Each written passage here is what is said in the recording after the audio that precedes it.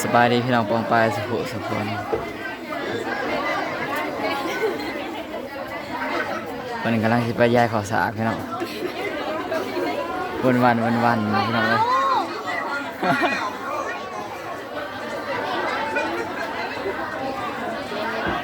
กำลังพากันเลื่อมไปย้ายข้าวสารเลยวัยรุ่นพี่น้องว่าจะเป็นอะไรเนาะวัยรุ่นแล้วกันพี่น้องไปคนน่ะวันเนี่ยพี่น้องเลยห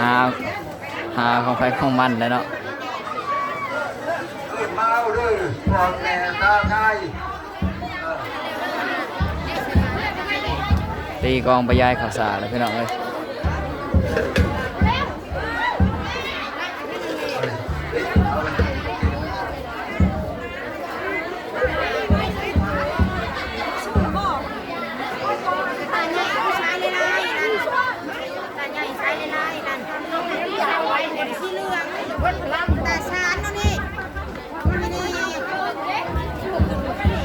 พากันไปย้ายข่าวสารแล้วพี่น้องเอ้ยไปเบิ่งพี่น้องตามไม่เบิ่งเป็นอะไรเนาะไป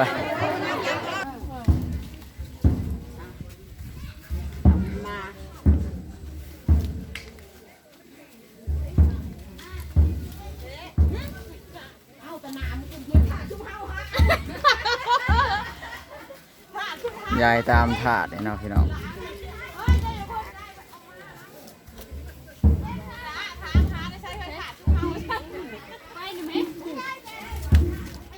ย่างก่อน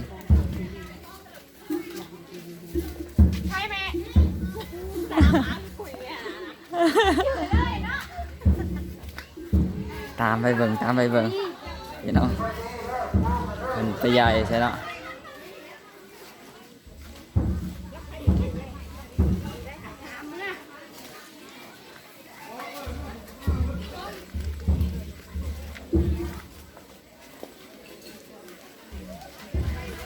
แต่ลาย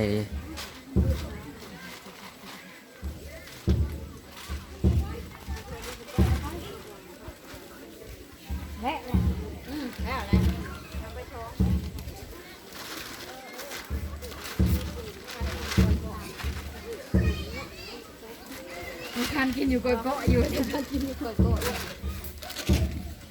ห่อย ายตามถาดเลยเนาะตามถาดตามกกใหม่นี่ไงแต่คนลายขนาดพี่น้องเลยยายแล้วก็เอาต่อก่อน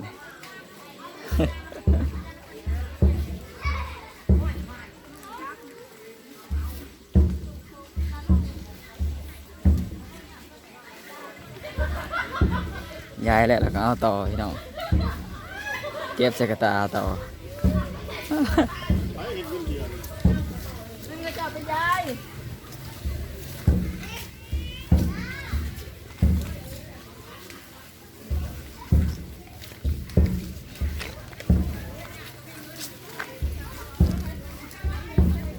ยายแหละก็เอาต่อพี่น้อง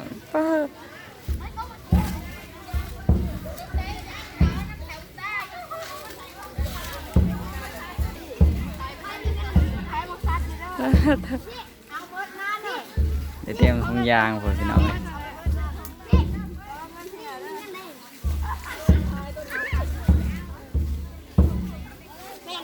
ต่อเตรียมถุงยางพอนะ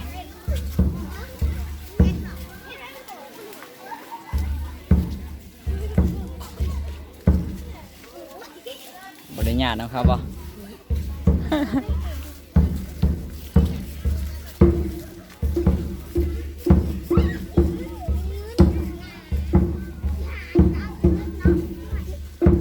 เป็นพวงเนี่ยพี่น้องเบ้ยคนละพวงเดี๋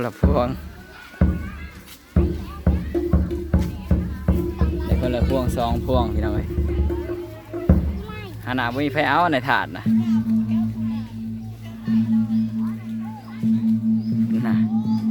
เดี๋ยวคนละพวง2 พวงแล้วพี่น้องเอ้ยพากันยายแล้วบ่เลย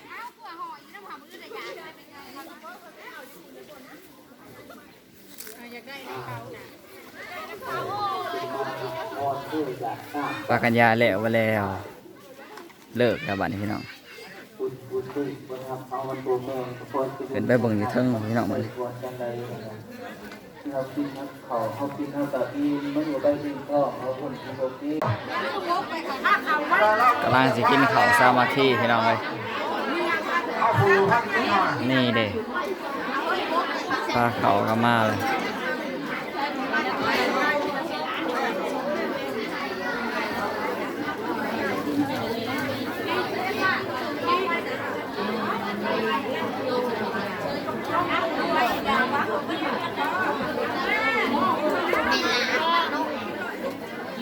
เบิ่งนะพี่น้อง ส่งเอาไปตัวกันเด้อพี่น้องเขาเด้อกินข้าวอยากทำอะไรก็ได้เราผัดต้องก่อนกินน้ำตาลแซ่บเอาไปแซ่บเอาลูกมาลานกิน แม่มาพี่ อยากได้สิ่งที่ผมสิ่งน้องอยากได้พวกเขาสิ่งของตั้งแต่น้องที่หนึ่งกับนี่สองตัวน้องที่หนึ่งที่สองตัวได้น้องคุณแล้วยังเก้าได้สิ่งงานปกติน้อง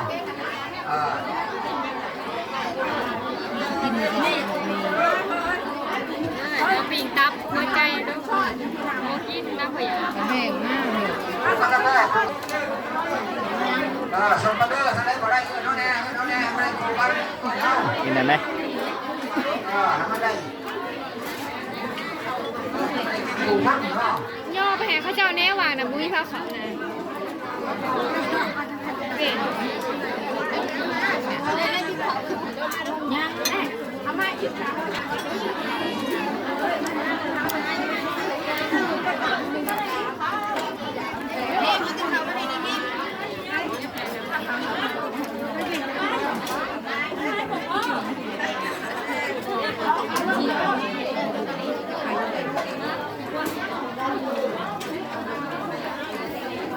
ยัง ไปเที่ยว กินข้าวสามัคคีพี่น้องเลย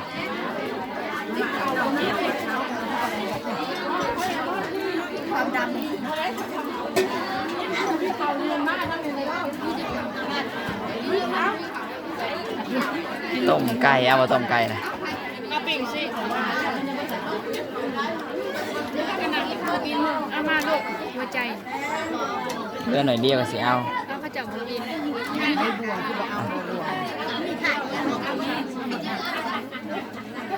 เอาหมักหนัดมาให้แม่ม่านเนี่ยเอาหมักหนัดมาให้แม่ม่านเนี่ยคุณจ้างหมักหนัดเมื่อยแค่ค่ะ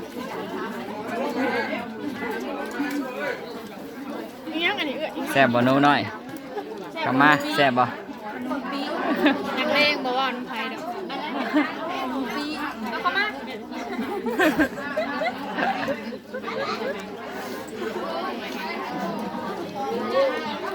กินอย่างเดียวบ่น่ะ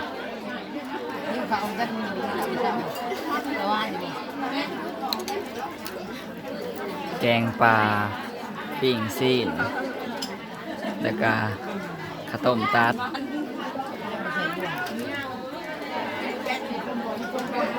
มาเด้อพี่น้องนะกินข้าวนะกันเบอร์สุโขสุกคนกินข้าวเที่ยงนะกินข้าวเพลนหลังจากกันย้ายภาษาอะไรเขาก่อนพากันมากินข้าวพี่น้อง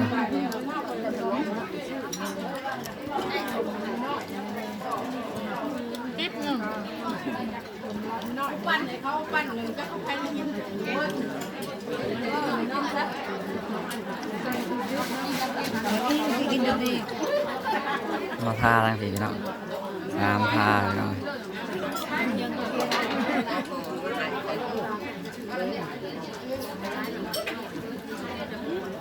ขัวโมเนาะเขาสังขยาข้าวต้มตัดเขาทางขยะ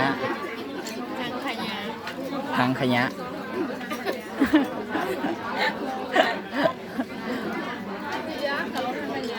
ข้าวต้มตัดนี่มีโคพาเนาะ หมักพี่น้องหนึ่งหมักฟักทองละแล้วก็บักแตงซุปเนาะมาพี่น้องแซ่บๆเหมือนกัน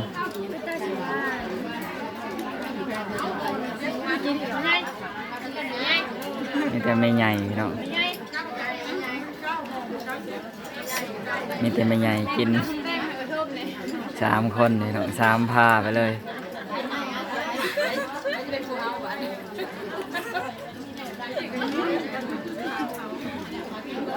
สั่งไปกินพี่น้องเลย